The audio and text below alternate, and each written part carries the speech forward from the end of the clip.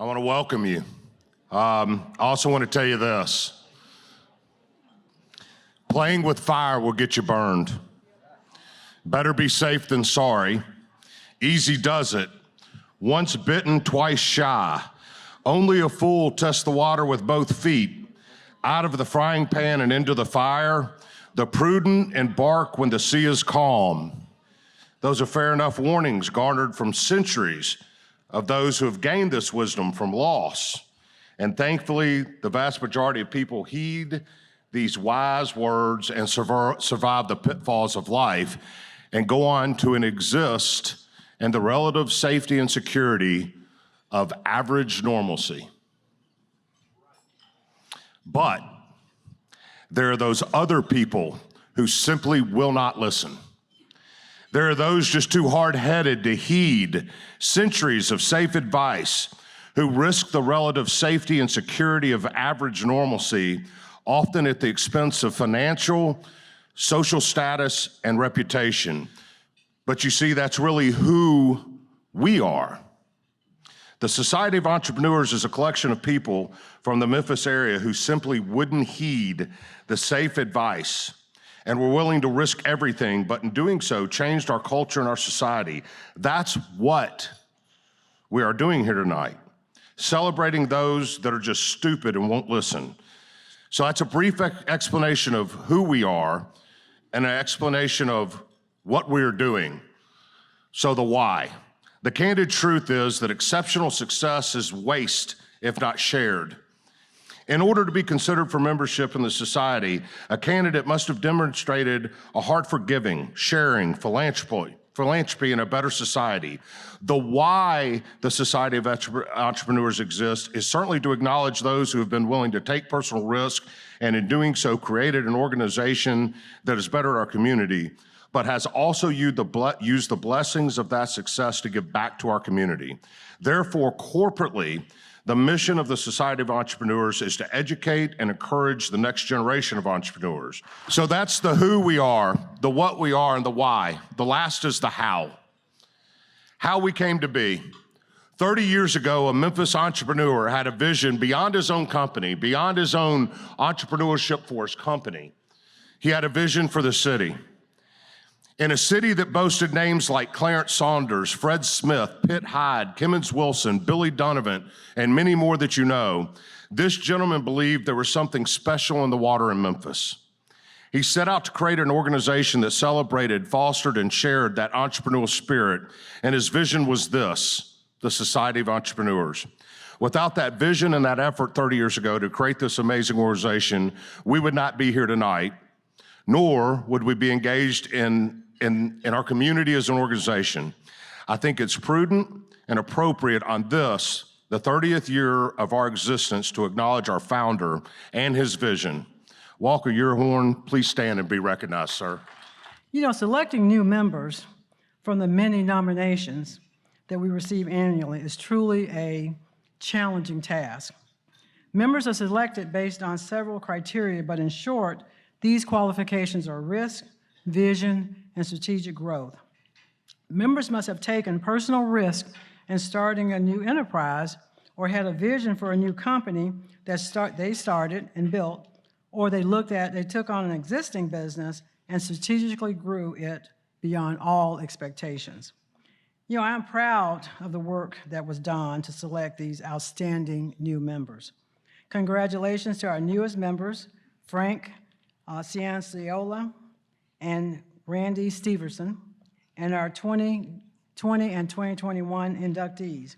Now I'd like to welcome board member and CEO of City Auto, David Andrews, to start the induction process. David?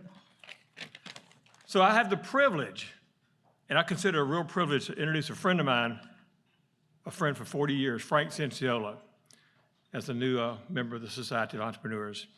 And we got a video about Frank, but I want to tell you just a little bit about Frank. Bank 3 is the third bank that Frank's either been the founder of or the CEO of, and that's a real accomplishment, and my hat's off to you. It's easy to talk about doing things, but it's something else to do it. But Bank 3 raised $40 million and bought Woodland Mills Bank in 2016. It had 4 employees and there was only 35 banks smaller than that in the United States. That didn't last long. It's now in the top 50% of banks in the United States. They've got 6 branches in 6 cities, 20% year-over-year growth. That's how you become an entrepreneur and run a bank. And Frank, you've done a great job. So I started thinking about this. I said, okay, if Frank was a sports player, he probably wouldn't be a football player. I know he wouldn't be a track athlete, but he might be a golfer. So if Frank Cianciolo was a golfer, he wouldn't be here tonight. He'd be in Augusta, playing in the Masters. This guy gets it. And it's, like I say, it's a privilege, Frank, to introduce you. We got a video about Frank. I haven't seen it yet, so I'm gonna step down here and watch it at the same time y'all doing all. But congratulations. I appreciate your friendship and your support very much. Grew up a couple of miles from here. I was starting school a year early, so I was a little bit young when I started college. And then I went, got in the Naval Reserve, went to boot camp, and I said, you know what, this is serious.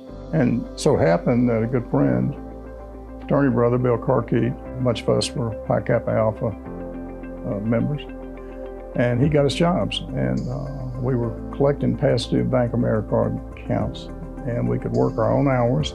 And it taught me a little bit about banking. So that was sort of the beginning of it.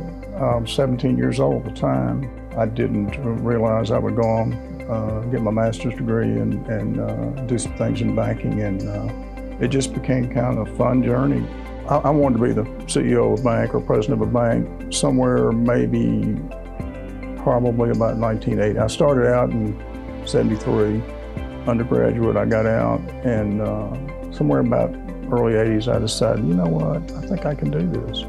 The first time I became CEO was in the 90s, mid-90s, and I had been with big banks. I had been with Union Planters, and then I was with Commerce Union Bank, and I was EVP there. Unfortunately, in banking, there's a lot of acquisitions, so we got acquired by CNS, Sovereign, Nations Bank. I'd had enough. I was on the board of an international aircraft parts supplying company, and they allowed me to come there and serve as Chief Financial Officer for 3 years. 3 years later, a gentleman by the name of David Leake, an attorney in town, called me, and he had a tiny little bank, Victory Bank, and he said, would you like to get back into banking? I said, oh my gosh, let's do this thing. We tripled in size in a few years. I brought in people that I knew. You know, as fate would have it, somebody comes along in 3 years and they want to buy our bank. A young guy that I had hired off campus at Ole Miss had started Metropolitan Bank here in town. And so I came in as chairman of the board of Metropolitan Bank for 5 years there. While it was good, and I met some good folks along the way, it wasn't my bank. I was chairman, but it wasn't my bank. And I was like starting from scratch with zero, clean sheet of paper. Let's just put all this together. I knew somebody up in Nashville, Tennessee that very successful. I went and talked to him, and he said, well, why don't you come work with me and consult for a while? And I said, I think I can earn my keep with you. When they wanted to portfolio, they were in the monitoring construction loan business, and they were going to keep some of the assets on their books. And I said, well, to do that, you probably ought to have a bank. They said, well, go find us one. I said, you know what, I might be able to do that. Called somebody, found the tiniest bank I could find. They only had 4 employees. One employee, one was embezzling. The bank had total assets of $11 million, 36th smallest bank out of 6,000 in the United States of America. So it was a clean sheet of paper. So we bought a bank, and then we raised $40 million over time. Right now, our consolidated equity, I guess the holding company is $40 million at the bank level, $39 million at the bank level. Just started paying taxes last year, and we pretty much earned back everything we lost. Made about $3 million profit last year before taxes, and we're proud of that. But that's not Frank, that's the group. That's a whole lot of folks. They're talented, and I'm happy to have my remaining years in banking with this group of people.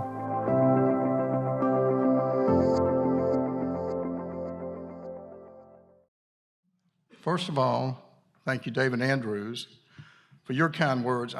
I'm truly honored and humbled. I grew up in a small home, probably 3 miles from here. Had no expectation of being up on a platform in front of anybody. I'm the world's underdog, you know. Loved it, loved it. Always enjoyed the fight. One more challenge, one more time. But that's not me. That's my group. That's the people that I've been able to lead, thank God, and I've been able to produce some fantastic bankers, people who weren't in banking before, people who I just recognized. And I said, you know what? They've got the fire. They can do whatever they want to do, and I want them to be here with part of us. Before I get too far, and before my time runs out, I want to thank the Ullhorn family. I want to thank Bill Courtney. I want to thank Walker and Pearson. My gosh, what a wonderful, wonderful society. And I am truly honored and humbled. Now, first and foremost, in a little more serious vein, thanks, Mom. You know, always strong, always there, ever the optimist, a true inspiration to her family, a matriarch. She would have been so proud to be here this evening. To my wife, Beverly, who has put up with my crazy ways over the years, but always, and I promise you, always a conservative voice of reason. Thank you for tolerating my enthusiasm, and believe me, I'm enthusiastic. I'm just the way I am. I'm sure it was annoying and maybe even sickening sometimes, but she put up with me. She let me do what I enjoyed doing, okay? Thanks so much, Bev. I know one other thing.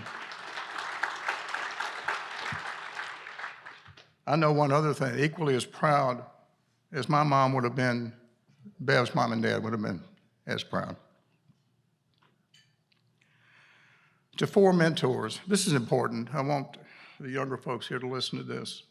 I had 4 mentors in my life, all from diverse backgrounds. If I set them in the room together, you'd say, well, these people aren't connected in any way, shape, or form. No, they're not. They weren't connected. But I needed role models at a young age, and I had the guts, I guess, to ask. Now, each one of us is good at something. Everybody has an area of expertise. But I believe if you want to become an effective leader, the first thing you have to do is recognize, where are my weaknesses? And gosh, I've got a lot of them. But then you have a little plan. You say about, okay, what am I going to do? What am I going to do? I'm going to hire to my weakness. You know, I'm not good enough to do this without a whole lot of help. And on that, to my family and friends and everybody here, there's an African proverb that I think is just great. If you want to go fast, go alone. If you want to go far, go together. I'm not up here tonight without so many people that have carried me over the years. And honestly, I'm sincere when I say that. That's not just false humility that I'm saying when I do that. I'll close with this. I had a chance to be an explorer. I had a chance to be a builder of new businesses, and in my own small way, I was able to create jobs and wealth for those around me. Think about that.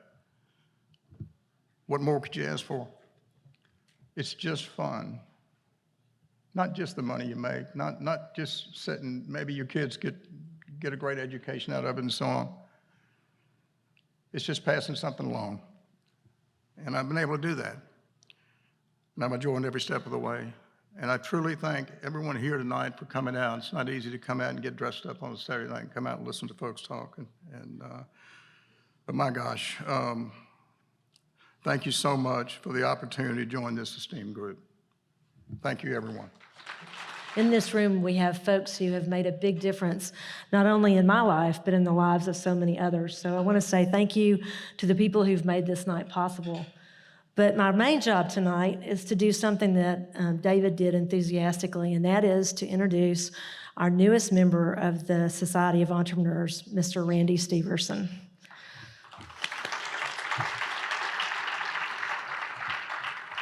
Now, this is a really well-deserved honor for a long and distinguished entrepreneurial career. And I have to say, Randy has spent, I apologize for reporting this, almost 50 years leading and guiding and building one of the great treasures in our community, the Steverson and Super Low grocery store family. That journey began a very important part of his life which has been a journey that's allowed him to lead and develop and grow and create additional opportunities for people just like him and just like you and me. Because what Randy's been doing for all this time is building something extraordinary in our community.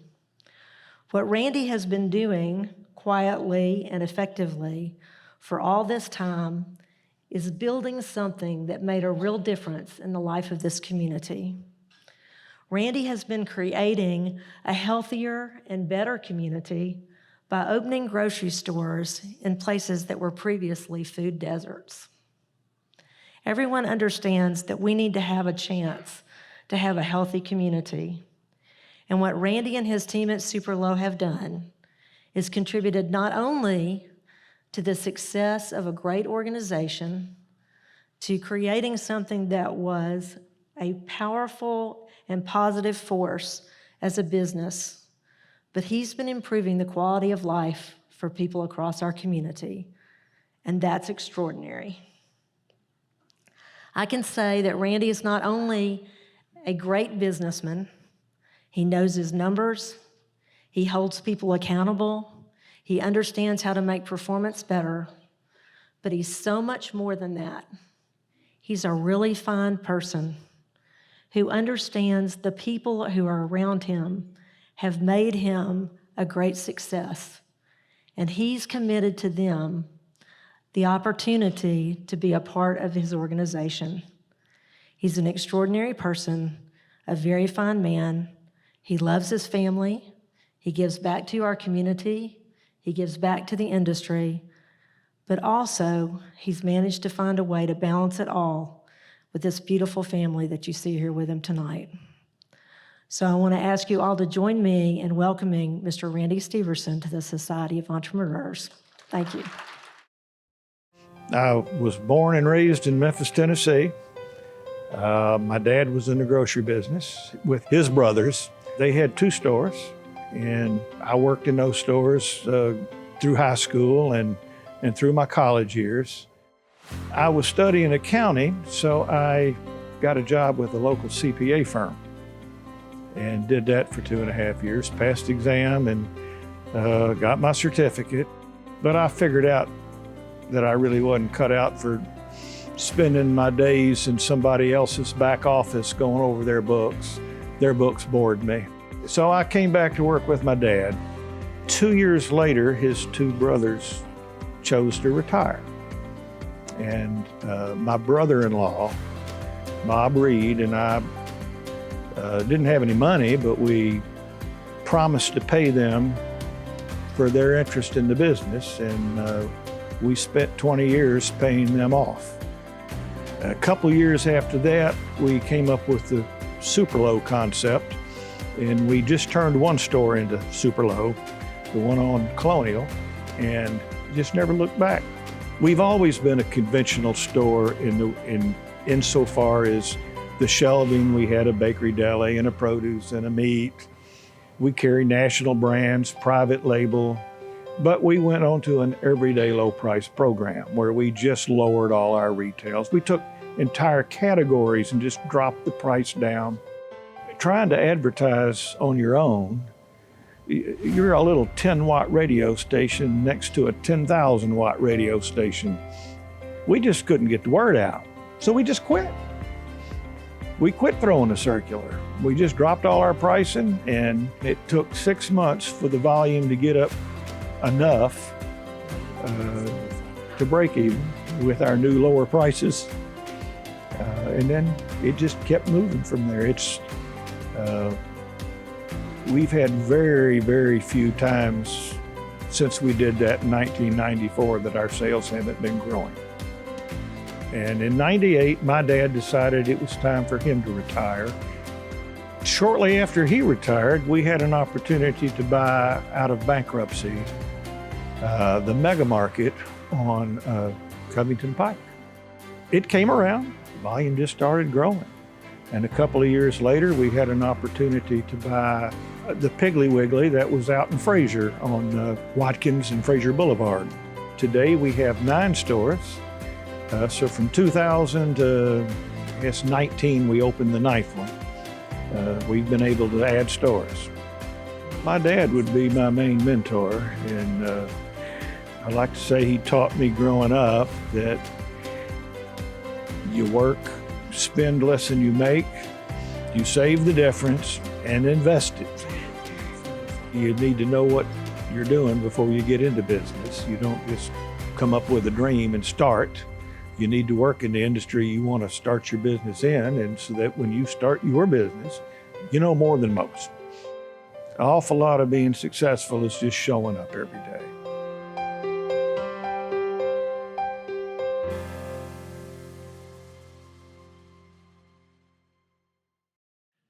It has been a journey. I did start working in the stores at 14. Always wanted to work with my dad.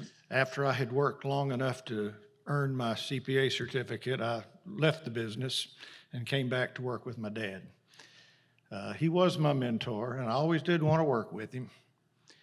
And I have to give him the credit. He and his brothers built the foundation that we were able to go forward with and grow from. I would be terribly remiss if I didn't say thank you to my wife for not running off and leaving me when I was not coming home, working all the time. For my kids for not divorcing their dad because he was working on Saturday and instead of going to the baseball game. I'm very honored to be in this group. People like Pitt Hyde. I've always looked up to him. I would like to thank the society for taking me in. I would like to thank Susan for all those kind words. But thank you for this honor. It's a lot. Thank you. Obviously, not having this meeting in the past 2 years was kind of a hardship, but we figured out a way to make it work thanks to WKNO and the overall opportunity to televise the induction in the past 2 years. But we felt like it would be fitting tonight, since we're all together for the first time since 2019, to pay at least brief homage to the people who were inducted in 20 and 21, and also for those who have been awarded the Master Entrepreneur Award. I have the distinct pleasure of introducing Tyrone Burrows, Andy Ticer, and Michael Hudman. And by now, most of you have all heard of these entrepreneurial superstars, and a short film will follow my very brief introduction. Let's watch the film of all three right now.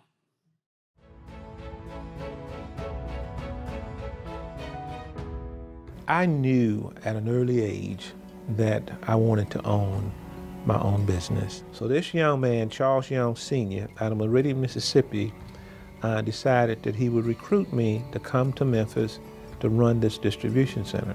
I decided to give up my job in Savannah and move to Memphis. And I worked with that company probably for about maybe several months. But by that time, I had learned a lot about where the business was at, and just knowing that that long-term, chances are the business was just not going to make it. So I struggled with the business for about 2 years, and then subsequently the business actually went under. It's really not about failure. It's about what you learn along the way, and then how you take those things that you learn and then apply it to the next opportunity. First Choice is it's a consumer products management company, and basically what we do is that we manage those manufacturers that don't have a sales force. When you come to us, you literally don't need anything, because we'll do your marketing, we'll do your selling, and we'll even do your invoicing. Everybody who wants to have an opportunity to share in the American dream, you should create the pathway for them to be able to do that. I literally love what I do. Find your passion, explore it, and then perfect it. Put God first in your life, in your business, pray about it and have faith, and build your business.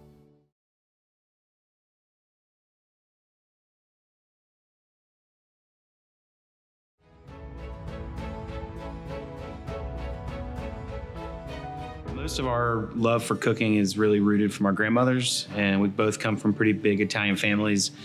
Everything, every celebration, everything that was good, positive, or bad was always around food. And we just grew up really loving it. Andy and I met in about sixth grade. Yeah.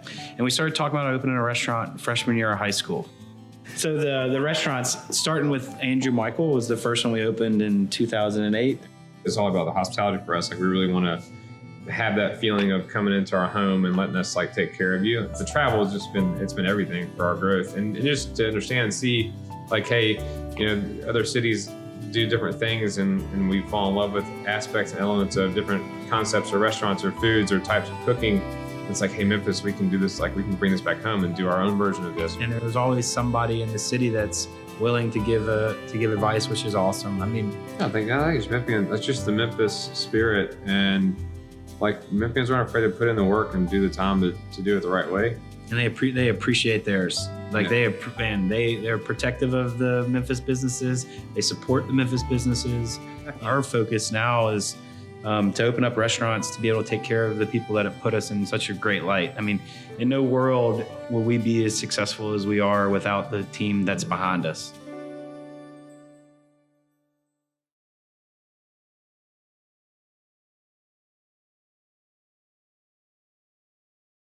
Good evening. Mike, I want to thank you for that great introduction. It is truly my honor and privilege to be a part of the Society of Entrepreneurs and really have the opportunity to work alongside so many great people who are making a difference in the city of Memphis, but not only making a difference in the city of Memphis, but making a difference all around the world. I want to thank our Lord and Savior Jesus Christ for his abundant blessing. I'm thankful for my colleagues and my industry partners who believe in our collective success and, more importantly, encourage me to be innovative and inclusive in our work every single day.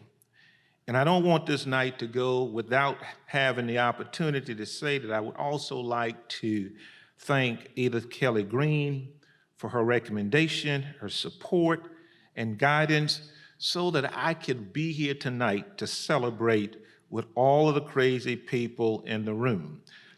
Recently, and time again, I'm always asked, what are the factors do you attribute to your success? And without any hesitation, it is always our Lord and Savior Jesus Christ. It is my family and my wife, Nelda. She has been by my side every step of the way. She is my spiritual foundation, and I'm truly beyond blessed to have a life partner that sees the good in the world and wants to serve as a gift from the Lord. I sincerely thank all of the sponsors and members of the selection committee and organizers for hosting this magnificent event. This award will always have a place of honor in my heart and our company. Thank you so much. Very honored, humbled, grateful, thankful for this, to be here with you guys tonight. We've been best buds since the sixth grade and wanted to do this thing we do, and we've always wanted to do it in Memphis. But coming back home, being a part of Memphis, and seeing all you guys out there, this is why we came home, and the support in the community has been phenomenal. We're beyond humbled to even be in this room with so many great entrepreneurs. When Andy and I started this a long time ago, we never ever guessed we would definitely be up here. I'm short. We're blown away. I mean, we cook and we love food. We're grateful for Mike. We're grateful for the society.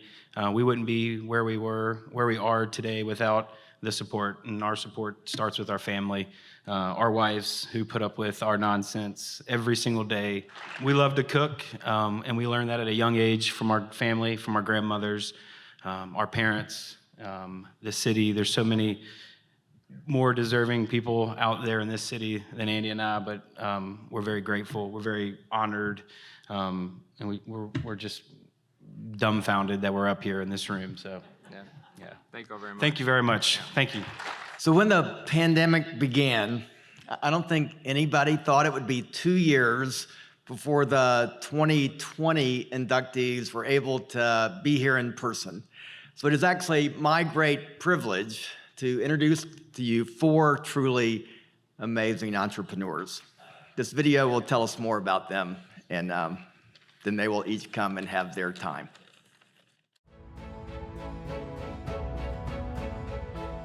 There's this thing that we do in movies and when we're doing scripts, which is like, well, what's the spine? What's the one thing I can say, well, this is what I'm trying to do? What do you want to be doing with your life? I always knew that I wanted to be a part of movies and theater, but it really wasn't until my father and I started producing theater after I graduated high school together that it became a real passion for me. When he passed away, I got $20,000 of inheritance, and I asked my mother what I should do with it. She said, well, what about that screenplay that your father read called The Poor and Hungry? He really thought that you had the right way of making that, like just shooting it on a small video camera and keeping it like with a crew of 2 and kind of celebrating the fact that you didn't have any money instead of hiding it. And that's how my career got started. So in a way, my dad and I really did get to produce a film together. To some extent, boundaries create really great opportunities for innovative, creative thinking. Sometimes problems ultimately yield better results. I think you just have to embrace that attitude. I think if you watch people struggle to make something, that it changes them, but you in the dark begin to kind of like identify with them, because who doesn't really want to express themselves or do something, and you just feel like, well, but no one is here to help me, and is anybody even going to be listening? But it changes you.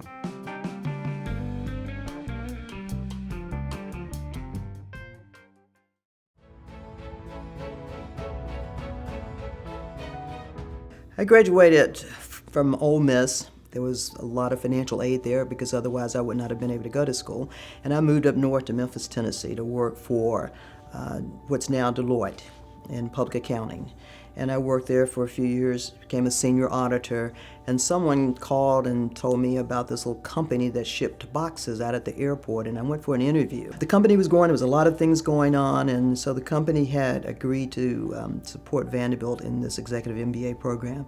So I ended up going to school there to get my MBA at the same time that I was continuing to work at FedEx, first African-American female vice president at FedEx. One Saturday morning, after having been to the gym, and I read in the paper where Lynn Moore, the Lenny's guy, had sold his company to someone else, someone that I knew. And I made a phone call that Saturday morning. Of course, I got no one, saying that I wanted to invest in Lenny's. Not that I wanted to be a franchisee, but that I wanted to invest. I got a call back the next week, and it turned out that I ended up being a franchisee. The best advice that I have received or just absorbed over my career is putting people first. I thought about that in the workplace at the time that I started at FedEx, but I really believe and understand that if you treat people right, you put people first, and they will help you accomplish all of your other goals. I was the founding chairman of the Ole Miss Women's Council for Philanthropy, and it was a three-legged stool: scholarship, mentorship, and leadership that we focused on for students that were entering the University of Mississippi. I'm on the board of Methodist Hospital, which includes La Bonheur Hospital and several others here in the city. One of the other initiatives that I and 7 other African-American women started is Philanthropic Black Women in Memphis back in 2007. But being a small-town kid from Oxford, Mississippi, not growing up in any kind of business environment, I think did pretty well, and hard work, do the work, do the work.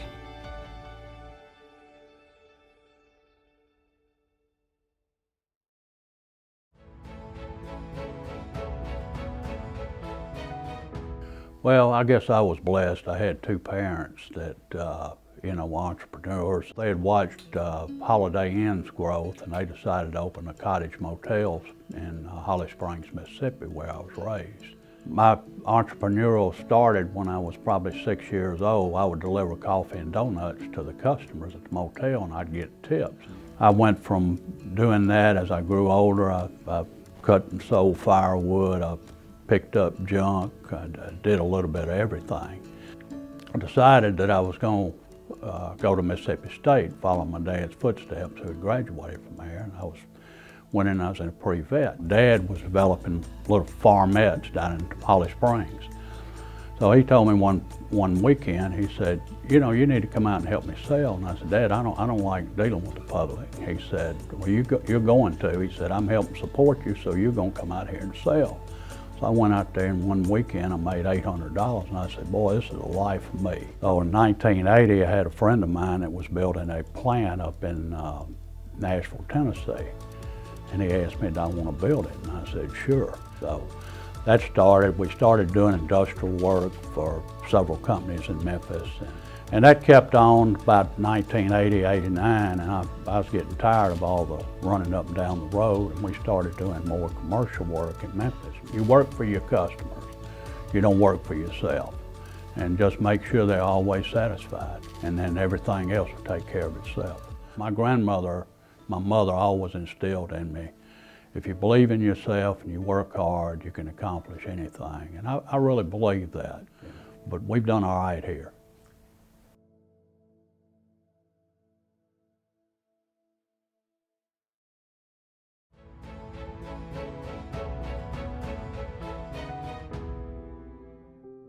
I joined a law firm in Memphis, now known as Baker Donaldson.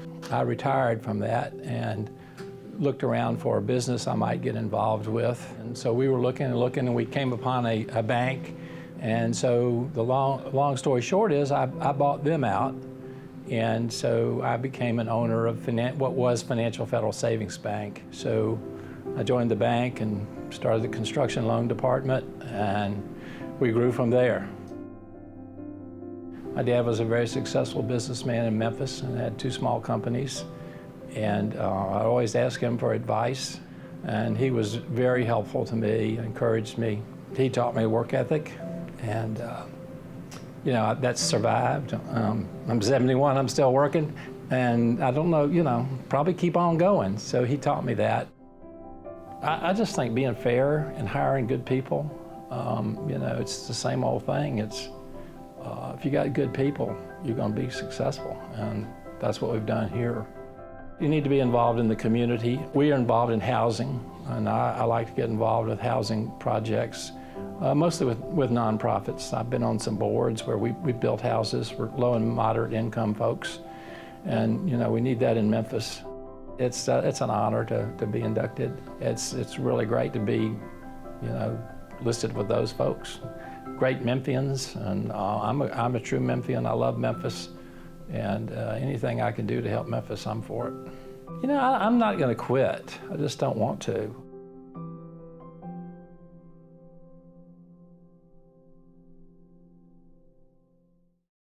I would like to thank the Society of Entrepreneurs for this great honor. To be in your presence and in your company is daunting, to say the least. I've never really thought of myself as an entrepreneur, and as a matter of fact, I always have a little bit of a fear that I know what something is without really knowing it. So today, my daughter and I talked about what an entrepreneur was, and we did the responsible thing and asked Alexa what an entrepreneur was. And we learned that an entrepreneur is a person or businessman that starts a business or enterprise with considerable risk. I can't think of a better place to do that than here in Memphis, Tennessee. And especially with the times that we live in right now, I'd like to remind everybody about Memphis's history. That after yellow fever devastated this city, where it couldn't even call itself a city anymore, many people, brave people of all cultures, of all types, came together to build this city. So when I think of great entrepreneurs, I think of Robert Church, also Fred Smith, but I also think about Sam Phillips, and I also think about 3 6 Mafia, the Academy Award-winning 3 6 Mafia. So it is special to me to be creating here in this city, and I want to thank everyone that has given me this opportunity and this award, and also the people who've helped me become who I am. Bar owners who let me come in on their day off so I could film a movie. Many studios across the city that has helped me make music for my films. And I think the best way that I can say how much I love and appreciate this is to quote a great songwriter by the name of David Porter, who said, "You didn't have to love me, but you did. But you did, but you did, and I thank you." So, an honor like this one, being inducted into a group of the best and brightest entrepreneurs in Memphis, and perhaps the world, can only thought, in my opinion, to be a validation that perhaps I have been or I am fulfilling the purpose that God expected me to. I hope so. So I want to thank God first. But Society of Entrepreneurs, I thank you for the confirmation that something I've done has been worthy of recognition and has made a difference. Carolyn Hardy and I met when I first moved up north to Memphis from Oxford, Mississippi, some few years ago. And we've been friends and supporters of each other all this time. Carolyn and I are both CPAs, that's how we met. So thank you for steering me here to the society and for preaching my story. Now, my grandmother, who had a 6th grade education, she was the first entrepreneur I knew. And to survive in Mississippi as a Black widowed woman raising a grandchild required unorthodox thinking and creative strategies to stay afloat. How was she an entrepreneur? She had a business of washing and ironing shirts for students, Ole Miss students, and that put food on our table many a day. I continue to look to her star for approval and direction. And my 90-year-old mother, who's here with me this evening, took up where my grandmother left off and still provides continuity of the values and motivation that my grandmother did. Thank you. I thank you both. And I have 2 wonderful kids with their own wonderful families who will continue our family's commitment to creating opportunities for others and giving back to our community. And to my friends who are here, thank you all. You always support me, you're always encouraging me, and you're always telling me exactly how it is. I don't know how much I thank you for that, but thank you for being here with me tonight. To whom much is given, much is expected. For a small town kid from Oxford, Mississippi, who didn't know much about anything and still don't, so much has been given to me, and I aspire to give back even more than what is expected. And I want to thank the members of the society and the membership committee for choosing to honor Chris Woods Construction and myself. I especially want to thank Tommy and Gary for nominating us for inclusion in the society. They are great friends and, of course, great customers also. I also want to thank each of the members. I know several of you, y'all all provide an example for us to follow. And it really helps to have somebody you can lean on. My belief at Chris Woods Construction is to have assembled a team that we all have the same basic beliefs for success. That is, we take care of our customers and we do what we say we're going to do. I want to thank so many of our customers for over 35 years. They've given us the opportunity to build their buildings, but also become their friends. Of course, we've been blessed with a great company, but I've also been blessed with a great family. My wife, Carol's put up with me over 25 years, and I promise you it's not easy. My daughter-in-laws nicknamed me the bad influence at one time. I have the privilege of working daily with my 2 sons, John and Justin. I also know my son, Chris, and my grandson, Chris, are guiding me every day from heaven. Of course, I can't leave out my wonderful daughter-in-laws, Stephanie and Bethany, nor my grandchildren, Zoe, Jacob, Colin, and Mason. In closing, I want to tell you how I'm honored and I'm humbled to be on this stage tonight, and I want to thank you so much for honoring me. Thank you. I was honored to be elected to the society in 2020. Seems like it was about 1,000,000 years ago because it's been a long couple of years. I'm glad to say that the business I'm in has done pretty well, and we've had a really couple of good years. There are two reasons that I'm here. One is my employees. We treat our employees well. The longevity of our employees is amazing if you've ever seen it. I've been there 37 years, and there are a lot of people that have been there almost as long. And that's what makes a great company. You treat people well, you treat your customers well, and you work, and you're going to be there. The other thing that has made me helped me where I am, of course, is my family. And I would never have done whatever I've done without my wife, Susan, my son, Philip, and Gary. My dad was a tremendous inspiration for me, and I'll always remember him. And you know, I believe in Memphis. Believe in Memphis, get involved, stay involved. Thank you. The final segment of our program tonight is about the Master Entrepreneur Award. It's not given out every year. It's done only when a deserving member reaches that pinnacle. Tonight, we're going to recognize very briefly the last two recipients from 20 and 21. At their best, entrepreneurs embody a dynamic combination of business acumen and civic responsibility. They make a lasting impact on their industries thanks to their capacity for self-direction, determination, creativity, leadership, and integrity. They also set an example in the business community by sharing the rewards of their professional services by giving back. We've heard about that tonight a good bit. And by participating in community, charity, and civic leadership. All the members of the Society of Entrepreneurs share these qualities, but we also like to recognize the best of the best. This is done each April at our annual awards banquet, when we join Junior Achievement of Memphis in awarding the honor of Master Entrepreneur to the member of the Society of Entrepreneurs who best exemplifies the full range of characteristics necessary for membership in the society. This person is, in other words, a perfect example of the capacities, accomplishments, and breadth that result from the fullest development of the entrepreneurial spirit. We hope that by drawing attention to these outstanding members of the entrepreneurial community, we will encourage others to learn from them and follow their example. It is now my pleasure to introduce these amazing master entrepreneurs in this video.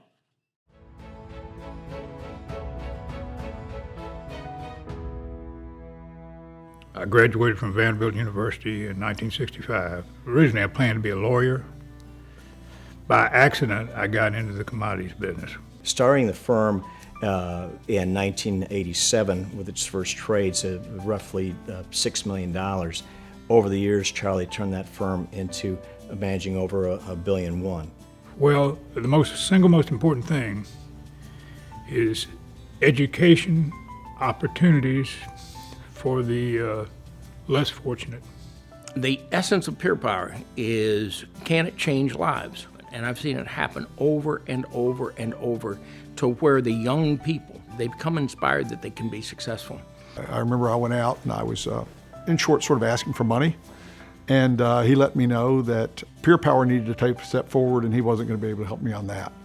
But asked me if maybe I could help out because we needed to scale it up and to really make this powerful, make it something that affects not just the students that are highly motivated already, but really affect the day-to-day students that needed the help most. Our graduation rate at the University of Memphis is 84%. The national graduation rate is about 49%. The difference in that graduation rate is we invest in kids. Charlie, on behalf of 25,000 or more young kids who you invested in, we all just want to say thank you, and you mean a lot more to us than you will ever know.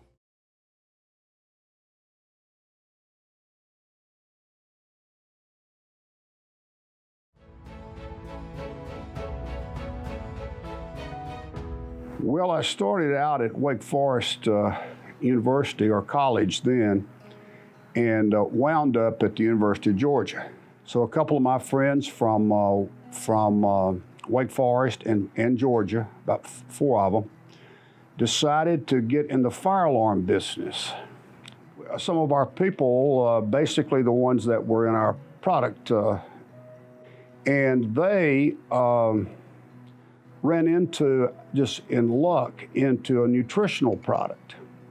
Jay Martin, I think he started his career 50 plus years ago, and the Juice Plus company has been around for about 30. So Juice Plus basically gives you the opportunity to eat the fruits and vegetables and bridge the gap between what you really should eat in your diet and, unfortunately, what we do eat in our diet. As we all know, Jay's a very unique individual, but the one thing about him I think that everybody would agree is that he really cares about people, and he really cares about Memphis.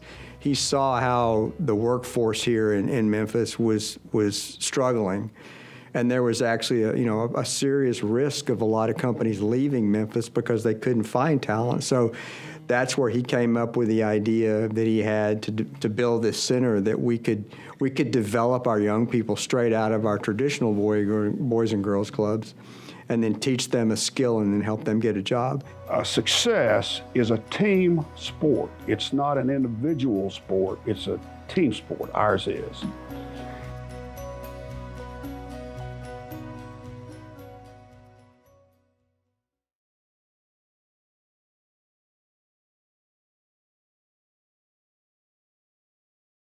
Our entire family, as well as our extended McVeigh trading family, would like to thank the Society for giving Dad this great honor. He was very, very proud of his involvement with the Society of Entrepreneurs. Certainly, Dad was a master entrepreneur. I don't think very many people would doubt that. Some might say that he was a serial entrepreneur. But at the end of the day, Dad was really, really passionate about the city of Memphis, his hometown. And as you can see from the video, part of the video, peer power was a real passion of his later in life, and we will do everything we can to continue all of his works. Peer power is now in 11 inner city high schools, reducing the student to teacher ratio from 30-to-1 to 10-to-1. Additionally, Big River Crossing was a very long shot project, convincing the Union Pacific Railroad. I don't know that anybody other than Dad could have convinced the Union Pacific Railroad to allow them to put a pedestrian bridge alongside their active rail bridge on a strategically sensitive bridge across the Mississippi River, but he managed to do so.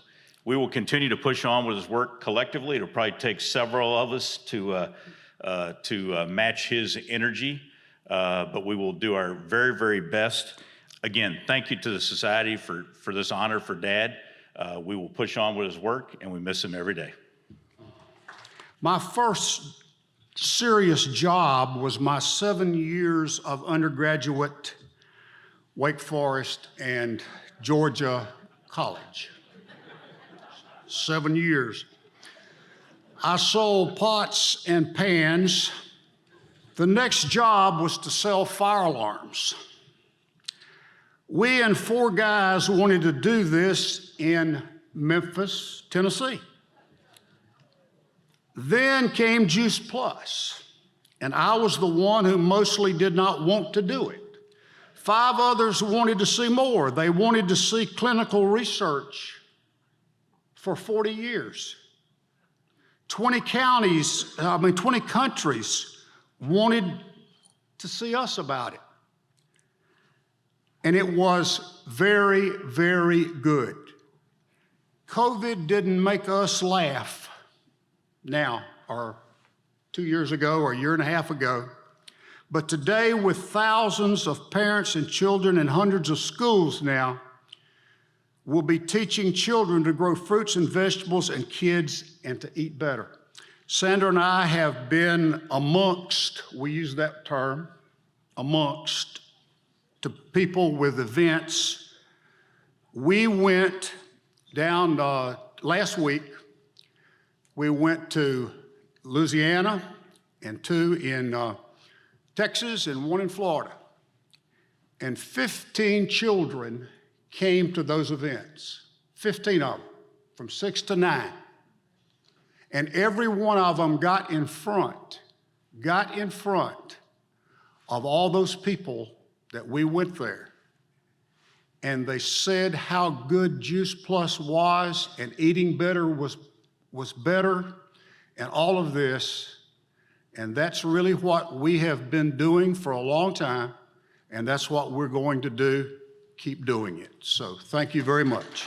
Y'all, let's all give a round of applause and our appreciation to Don Hudson, our amazing MC. I appreciate it. Our executive director, the one that makes all this work.